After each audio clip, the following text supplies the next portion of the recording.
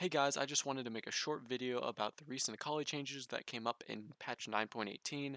I want to go into a little bit about what I think will change in her gameplay with these changes and mainly nerfs, actually all nerfs, but also compare her to other assassins and see how she stacks up against them. So if you don't know, her R cooldown was increased, she no longer stuns on her first R, and they decreased the maximum damage of her second R. So Akali no longer stuns her enemies. The damage was reduced by 60 at level 1, 30 at level 2, and 0 at level 3, and then cooldown was 40 seconds at level 1, 20 seconds level 2, and the same at level 3. So they go in here and talk about how she needed to be nerfed pre-level 16 because her level 11 power spike was too strong. They compared her to Aatrox. Similar to Aatrox, we're focusing on changing Akali's pro presence, specifically in limiting her power before level 11. We're moving the stun R1 to increase counterplay and open up the number of champions that you can play against her. I'm guessing they're meaning champions like Katarina, who can't ult against her because Akali can just immediately ult. People like Zed, where Akali can immediately ult after she ults. People like LeBlanc, where she can jump on her. Basically, I think they mean any matchup really, because her ult gives her a lot of counterplay. Of course, there's bad matchups here and there for Akali, but I think they just mean this makes it easier to play against her in general. And then ultimately, we think it's a good change for her in the long term. To be honest, when I first saw these changes, I was upset. I thought that it was going to completely nerf the champion into the ground and that she would be unplayable. But it's been about a week now since it came out, and I really don't think it's too bad. Yes, it's not as strong. Of course, they're taking off damage, they're taking off CC, and they're adding cooldown. Like, that's going to be noticeable, and it is. But the good Akali players are still going to win games, and the bad Akali players are still going to lose games. Nothing's really going to change in that aspect. But I think what a lot of people are overlooking is she is now on more of a level playing field with the rest of the assassins. People like Talon and Zed and Katarina didn't have CC or sustain or survivability like she did. They had the mobility and damage, but for CC, all Zed had was his E-slow. All Talon had was his W-rake coming back. And all Katarina had was not even CC, his utility, which was healing reduction on her ult that they just recently added. So this really levels out the playing field more and more for these assassins, that now Akali shouldn't be the only assassin being played. She's still going to be strong, and I still think she's stronger than Zed and Talon and Katarina, just because she is able to do so much in a team fight and can be very unpredictable with her mobility. I think Katarina's definitely making her rise, and people like Cat Evolved really make her look super good, but I feel like there's a large mastery curve for her. But then you have people like Kiana, who I think are just in completely different leagues, and honestly, I think she's going to be the next Akali. Maybe not in terms of a rework, because I think her kit is really cool, and I like where it is, and I think Riot likes where it is too, but she has a ton of CC.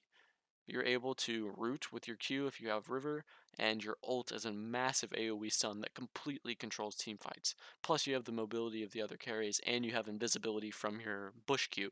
So, I think she's actually going to receive some other nerfs in the future, but we'll see where it goes. But anyways, back to Akali, I think that after these changes, she is definitely going to be played less. And I think I will be playing her less. I still enjoy playing her a lot, and I still think she's strong into certain matchups, but I think it's harder to win some of those matchups. Like playing against Katarina was already kind of hard, and now that you don't have ult to just instantly counter her when she ults, that hurts a lot. And then also some of the mage matchups, it just makes it a lot easier.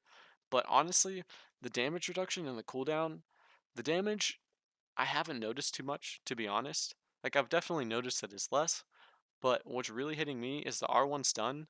Now all your ult does is a little bit of damage, and you get your passive if you walk out of the circle. So I think they maybe should compensate her there and add some damage to her ult because of how much they've taken away from it, or at least to her first ult, so it's actually a useful ability besides gap closer.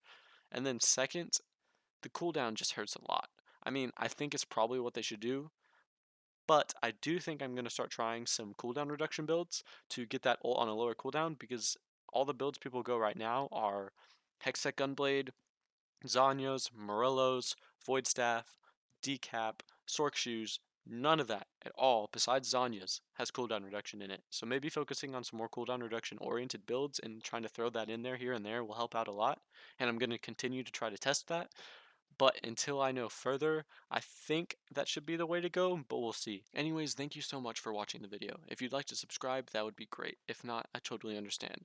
Let me know down below in the comments if you agree with me or not. I'm really interested in how people are responding to this nerf, and am really interested in if people agree with me or not. So hit that like button if you liked it, hit the dislike if you disliked it. That's kind of how the whole thing works. So anyways, I'll see you in the next video. Thanks again. But before I get into it, I'm not one to read the beginning of the patch notes. Usually I just read all the rest of it. I usually don't read their summary of it. But I noticed this time that it said, "Hey patch notes readers, want to form a contract with me?" And then they talk about it some. And then, "See you in another 2 weeks. But if you decide to die for the good of the universe, call me anytime." I don't know if, oh wow, Xiao, Xi, Xiao Zhou? Xiao Xiao Zhou? Yeah, I'm sticking with that. And Aether commonly do this, but I don't know. I thought it was kind of funny. Anyways, thank you so much for watching the video. If you'd like to subscribe to my channel, you can hit the button below and turn on the notification for bells. Anyways, thank you so much for watching the video. If you'd like to